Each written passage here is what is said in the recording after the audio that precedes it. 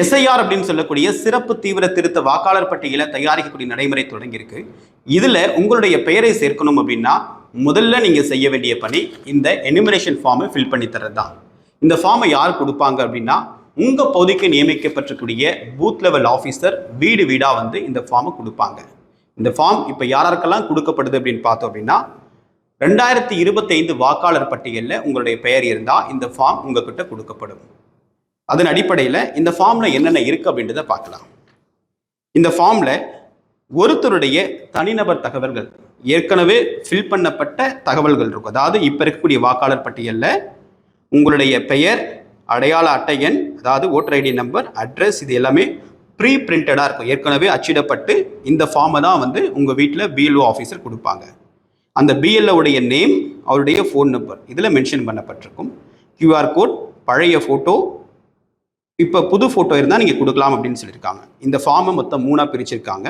ஒன்று, இந்த ஃபார்மை யாருக்கு தராங்களோ அவங்களுடைய டீட்டெயில்ஸ் எல்லாம் அங்கே நீங்கள் ஃபில் பண்ணணும். ரெண்டாவது, இந்த ஃபார்ம் வாங்குகிற நபர் 2002 ஓட்டர் லிஸ்ட்லேயும் இருந்தார் அப்படின்னா அந்த டீட்டெயில்ஸை இதில் ஃபில் பண்ணணும்.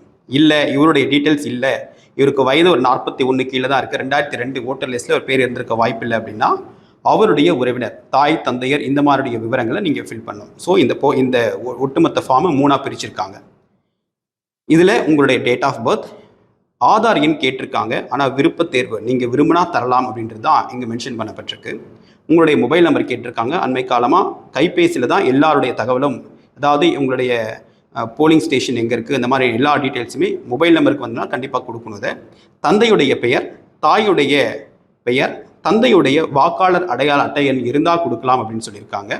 அதே மாதிரி தாயாருடைய வாக்காளர் அடையாள அட்டை எண் இருந்தால் மென்ஷன் பண்ணலாம். ஒருவேளை திருமணமான பெண்ணாக இருந்தால் துணைவருடைய பெயர் அப்படின்றத மென்ஷன் பண்ணியிருக்காங்க. அதே மாதிரி அவங்களுடைய ஓட்டர் ஐடி நம்பர். ஸோ இந்த டீட்டெயில்ஸ் எல்லாம் வந்து இந்த டீட்டெயில்ஸ் மாதிரி தான் இதுவும் இருக்குது. இதுவும் சேம் டீட்டெயில்ஸாக தான் இருக்க வாய்ப்பு இருக்குது.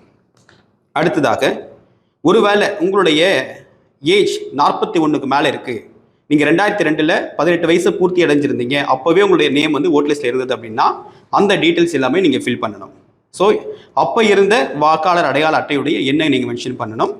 அதில் அந்த ஓட்டர் ஐடியில் சட்டமன்ற தொகுதி எண், பாகம் எண், வரிசை எண், இது எல்லாமே மென்ஷன் பண்ணப்பட்டிருக்கும். இதை கண்டிப்பாக குறிப்பிடணும் அப்படின்னு சொல்லியிருக்காங்க. சட்டமன்ற தொகுதியுடைய பேர் அப்படின்னு சொல்லியிருக்காங்க. ஒருவேளை என்கிட்ட இது கிடையாது, என்னோட ஏஜ் வந்து ஒரு 35 36 தான் ஆகுது அப்படின்னா உங்களுடைய பெற்றோருடைய விவரத்தை கேட்குறாங்க. அதாவது உங்களுடைய பெற்றோர், ரிலேஷன்ஸ் யாராவது இதில் இந்த வாக்காளர் பட்டியல் 2002 வாக்காளர் பட்டியலில் இடம்பெற்றிருந்தால் அவங்களுடைய பெயர் இங்கே மென்ஷன் பண்ணணும்.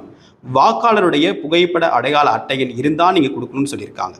அவர் என்ன உறவுமுறை ஆறாரு, உறவுமுறை எந்த மாவட்டம்,